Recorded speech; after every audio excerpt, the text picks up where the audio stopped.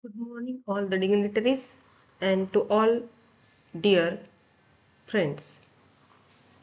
Now, we are discussing here the gender neutral adultery law in India, a step towards social justice in contemporary society.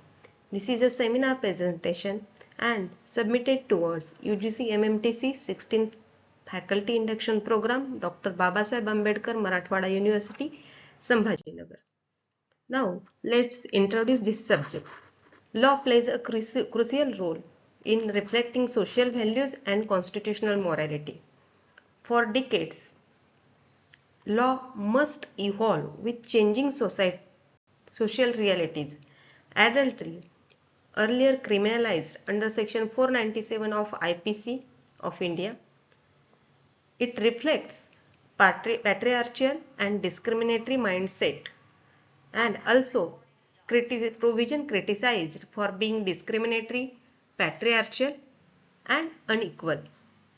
But the recent judgment of Supreme Court that decriminalization of adultery and abrogation of Section 497 makes some progress towards gender equality, personal liberty and constitutional morality. Then let's discuss about the gender neutrality and Section 497 of IPC. Adultery law before 2018. Section 497 of IPC reflects that adultery was a criminal offense, and according to this section, only men were punished for adultery. Women treated as husband's property and consent of husband for the offense of adultery by woman is excused. Then wife had no right to prosecute.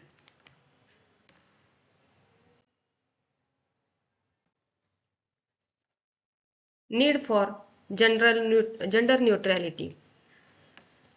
There are some issues because of which there is a need for gender neutrality. In every state, law must treat men and women equally. Marriage does not erase individual identity of any of the spouse, and criminal law should not regulate the private morality, whether it may be of women or of men.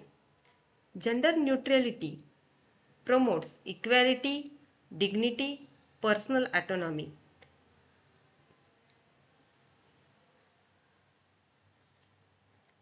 Modern society demands equality, dignity, and freedom of choice for both the spouses. Landmark judgment on the adultery law is Joseph Shine versus Union of India 2018. In this case, Supreme Court struck down Section 497 of IPC and decriminalized adultery. But though adultery was decriminalized by this judgment, it remains a civil wrong. Court held it unconstitutional and arbitrary because it violated Articles 14, 15 and 21. Key observation by the court, that is, marriage does not mean the law of individual autonomy, and women are not chattels or property of husband. Also, husband is not the master of wife. Criminal law must respect privacy. Some of the earlier judicial approach in this, Yusuf Abdul Aziz versus State of Bombay 1954, AIR 1954, Supreme Court. In this case, Supreme Court upheld Section 497 earlier, stating it was a protective discrimination in favor of women.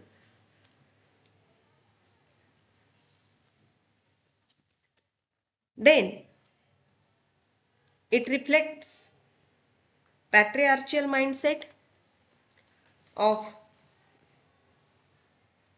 that era. Then Soumitra Vishnu versus Union of India 1985, citation AIR 1985, Supreme Court 1618. In this case, there was a challenge of exclusion of women from punishment of the purview of this section 497. Court upheld the section 497 stating it was the legislature's domain to amend the law and not of the judiciary.